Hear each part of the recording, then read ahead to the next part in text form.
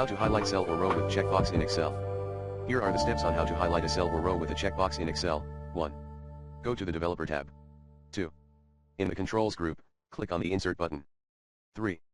In the Form Controls section, click on the checkbox icon. 4. Click on the cell where you want to insert the checkbox. 5. To highlight the cell when the checkbox is checked, right-click on the checkbox and select Format Control. 6. In the Format Object dialog box, go to the Control tab. 7. Under the cell link property, enter the cell address of the cell that you want to highlight.